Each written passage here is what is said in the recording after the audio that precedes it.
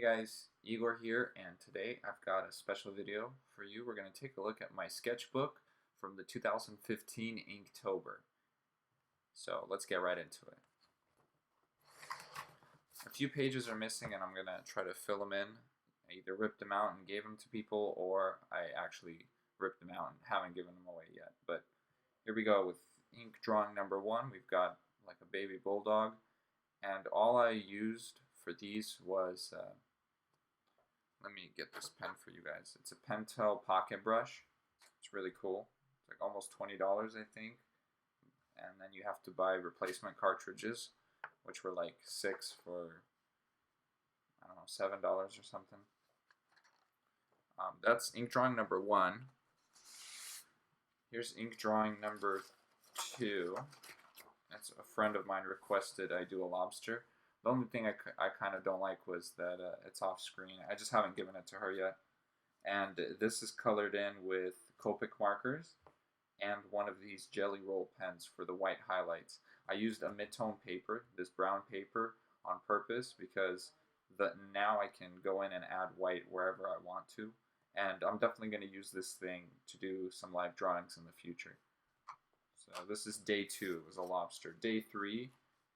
Another friend requested a pineapple, and again, Copic markers, first drawing it out with pencil, and then going in and doing a little bit of highlights with the jelly roll pen after inking and coloring with the markers.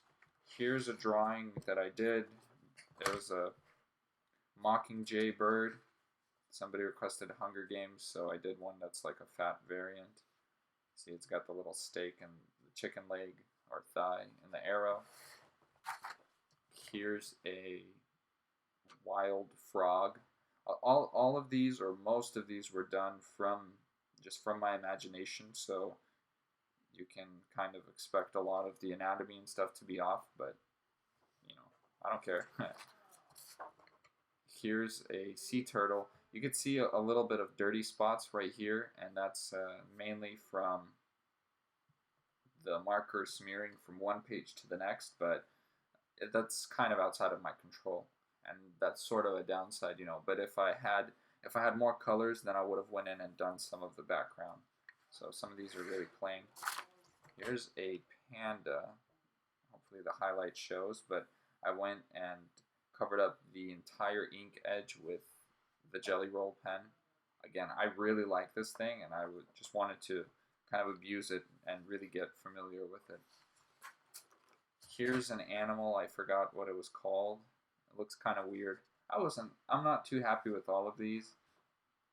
Again, traditional is not something that I often kind of switch to, but every once in a while. Here's one I never did. It was going to be a giant monster kind of swinging between 2 skyscrapers, but it would take a while to do, so I decided to scrap the idea. Here's a bunny. Again, some of the anatomy is most likely pretty far gone, but who cares? I like this one.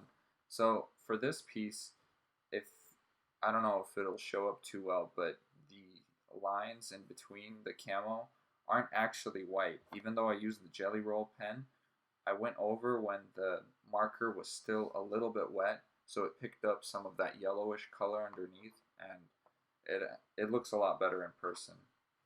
I mean, not that it looks bad on video, but yeah, we have I want to get the whole thing fit in there. Just the giraffe. Here's an owl, and this guy, he just looks weird.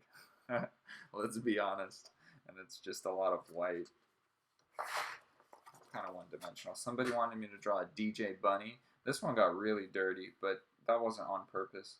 So I gave him some headphones with a little bunny logo, gave him some stunner shades and a medallion, and used a little bit of a golden Sharpie that I've gotten from an event I went to. Here's an alpaca or a llama. I don't know if that's the same thing. Here's an all ink drawing, and this is a cat. He's climbing up something, asking for food. We've got some pelicans and some birds feeding in their mouth. Here's a warrior lady. This one's drastically different from all the other stuff I was doing. There's some grass on the bottom. If you look closely, you got some reflection in her chainmail armor. It's whatever. Again, it would have been better if I had the colors necessary to, you know, get this thing properly done. This one turned out really well, in my opinion, at least. It looks very earthy, the colors. I don't know. I like it, though. A lot of texture. Some people are like, looks like Toothless. You know, I agree. The eyes do, but that's about it for the similarities there. Here's one of a cat jumping down into an aquarium. Again, all of these are pretty much requests from people. Here's a cool one. It's a speed bike, like a futuristic Ducati. I never finished this piece either. You know, we're already on day 24, and then this is like a joke. It's a beaver eating the plank. And I said make him walk the plank, and this guy's all like, oh! Here's a cheetah, and this piece is made to connect with this piece. So the outsides right here line up, and then it's kind of boring though because there's nothing in the background. But yeah, the cheetah's face looks kind of fat. Oh well, it was more of an experiment piece. Here's day 27, and we have a snowman mourning the loss of his beloved, I guess. I like this guy. I think this piece turned out pretty funny. Here's one where the sun is judging this cloud, and it's yelling, "What are those?" I know. I'm sorry. Here's a cookie monster. You get it? Because milk consumes cookies. So deep, I know. And finally, yeah, I think this was actually the last one. And it's just a marshmallow being cooked. So you could see for the eye, we have the mid-tone color, which is just the regular paper color. So then all I did was I used a slightly darker gray for the outside of the eye, and then did a little bit of the white highlight in the middle to give it, you know, that 3D pop. And that's how you kind of use that mid-tone paper. That's what's so nice about it. You don't have to put in the extra effort. So it's the same as if you were drawing in Procreate and you would start with the gray background layer instead of a pure white canvas. So there you go. And then these are some drawings that I did after. Here's a penguin. Again, just this one has really simple, clean lines, and it's done in the same exact way. It's the Copic markers, the Pentel pocket brush, and the Jelly Roll pen for the highlights. Here are some female drawings. I do not draw a lot of females, so it's pretty weak, but you know, it is what it is. Here are some mechs. I love drawing mechs, and I probably will do some, you know, live recording of all sorts of different mech designs because I want to improve. Here's a cat. I don't think I've shared this with anyone, so, but his eye is too far to the right, so little mistakes like that kind of kill it for me, and I don't want to post. Here's one. I was going to put a pomegranate, like a real pomegranate in his hand, and I decided to blow one up on the page, but it went all over the place, so it looks really gory, and I never finished. Here's another unfinished piece. We're almost done here, actually.